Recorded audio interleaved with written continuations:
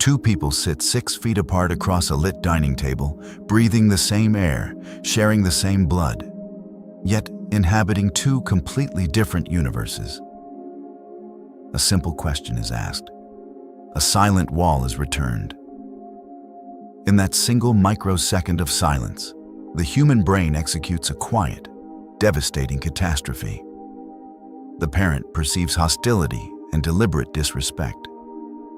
The child experiences an overwhelming, suffocating panic of being trapped. Neither intended to inflict pain, yet both walk away, believing love has failed. In the late 1970s, psychologist Edward Tronick demonstrated the terrifying fragility of human connection through a famous study called the still face experiment, when a mother was instructed to suddenly freeze her expression into a cold, motionless blankness.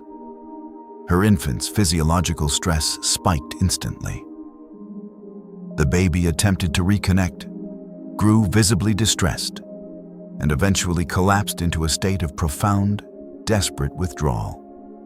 In the sanctuary of a home, emotional silence or a cold glance reproduces this exact physiological panic. When a child retreats into silence, the parent's brain interprets it as a terrifying breakdown of survival connection.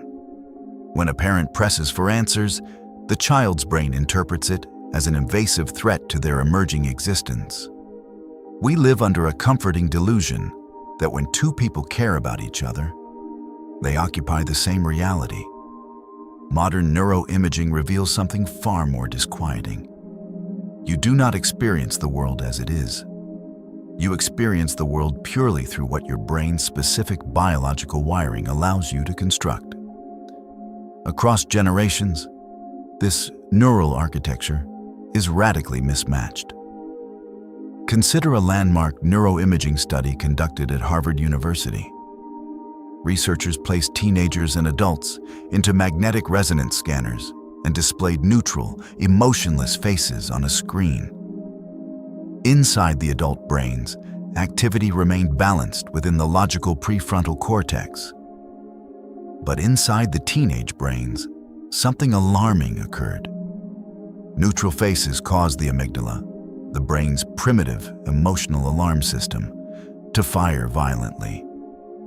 Where adults saw simple neutrality, teenagers registered active hostility, threat, and judgment. This is not an attitude problem. It is a fundamental error in biological translation. During adolescence, the brain undergoes a ruthless process of synaptic pruning, stripping away old wiring while completely reconstructing its inner circuits. But this reconstruction happens unevenly. Emotional centers mature rapidly under a flood of hormones, while the prefrontal cortex, the region responsible for executive reasoning, impulse control, and long-term context, will not fully wire itself until roughly the age of 25.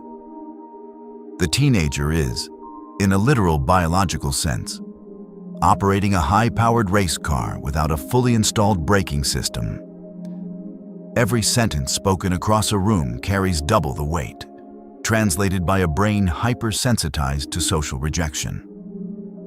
The parent, meanwhile, is trapped in a completely different psychological loop.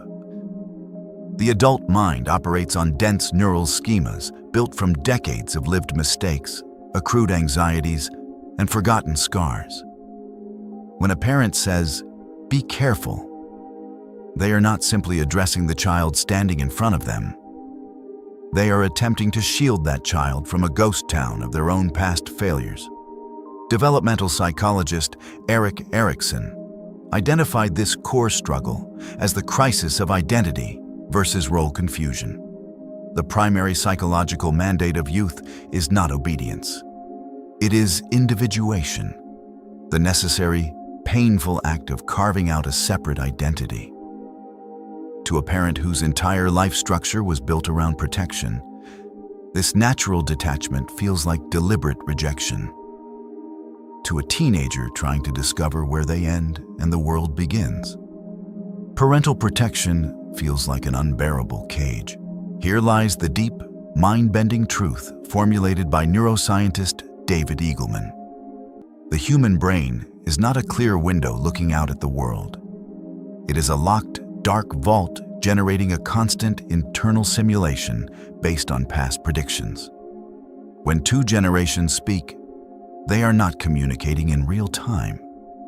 The parent is speaking to a mental simulation of a child who no longer exists, and the child is reacting to a mental simulation of an authority figure they are trying to transcend. You rarely hear the person sitting across from you. You hear your brain's prediction of what they represent. This exposes a profound evolutionary mechanism. Human biology did not design the family structure for perpetual harmony. It designed it for cultural adaptation. If children inherited their parents' exact cognitive models, human civilization would stagnate. Generational friction is the precise biological engine by which humanity evolves, forcing every generation to push against the boundaries of the previous one to survive a changing world. We have engineered instruments to peer into the birth of stars, photographed black holes at the edge of the universe, and built artificial intelligence that mimics human speech. Yet two human beings who share 50% of the same DNA can sit 6 inches apart on a quiet couch, utterly unable to translate a single sentence across the invisible divide. Real connection does not begin when one side wins the argument.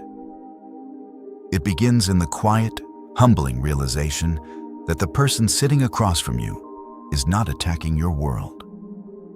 They are simply trying to survive inside their own.